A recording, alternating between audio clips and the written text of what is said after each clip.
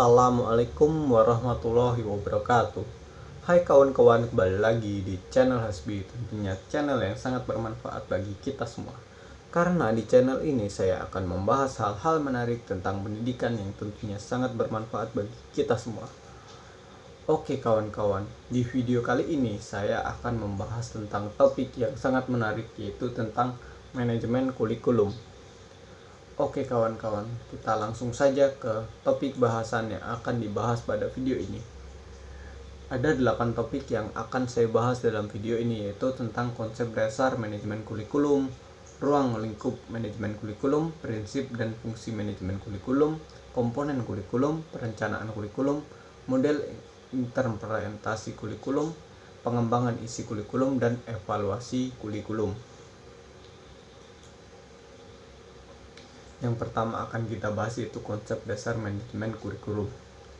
Yang pertama, pengertian kurikulum menurut ahli.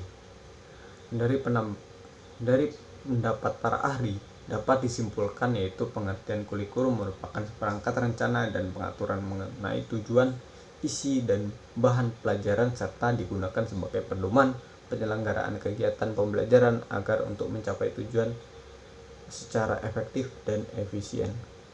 Pengertian manajemen kurikulum yaitu manajemen kurikulum merupakan sistem pengelolaan atau penataan terhadap kurikulum secara kooperatif, komprehensif, sistematik, dan sistematis yang dijadikan acuan oleh lembaga pendidikan dalam rangka mewujudkan ketercapaian tujuan kurikulum atau tujuan pendidikan.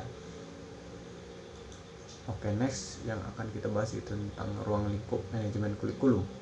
Manajemen kurikulum merupakan berbagai integral dari kurikulum tingkat suatu pendidikan dan manajemen berbasis sekolah.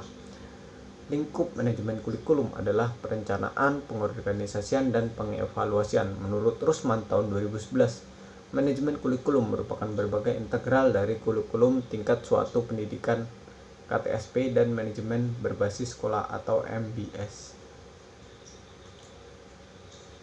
Yang C, prinsip dan fungsi manajemen kurikulum. Prinsip kurikulum. Menurut Sanjaya tahun 2009, agar kurikulum dapat berfungsi sebagai pedoman, maka ada sejumlah prinsip dalam proses pengembangannya, yaitu prinsip relevansi, fleksibilitas, kontinuitas, efektivitas, dan efisiensi.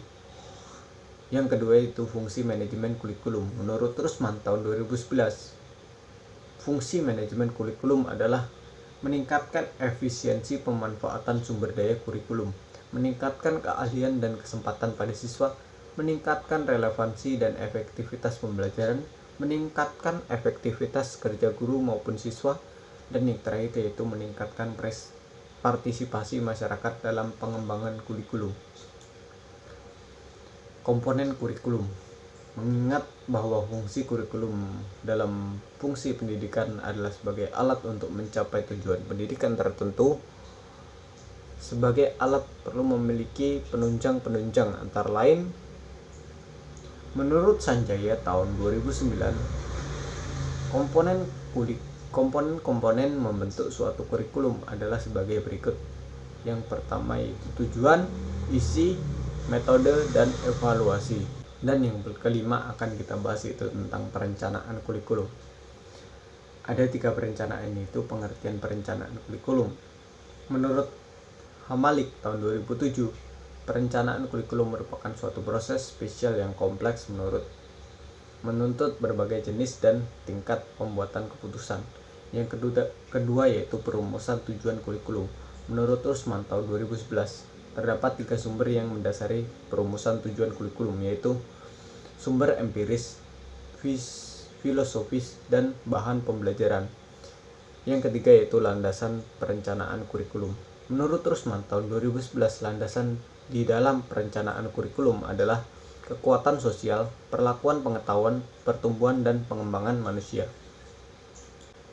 Yang keenam yaitu model implementasi kurikulum. Miller dan Seller tahun 1985 menggolongkan model implementasi kurikulum menjadi 3 bagian, yaitu sebagai berikut.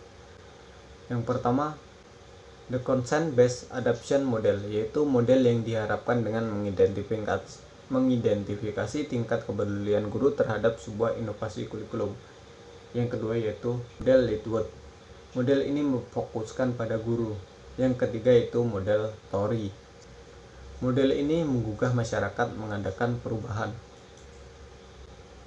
Dan yang terakhir akan kita bahas yaitu tentang evaluasi kurikulum.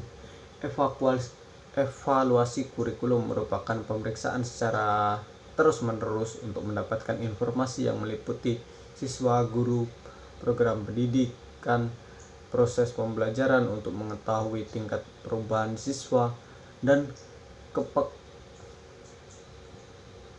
ketepatan keputusan tentang gambaran siswa dan efektivitas program.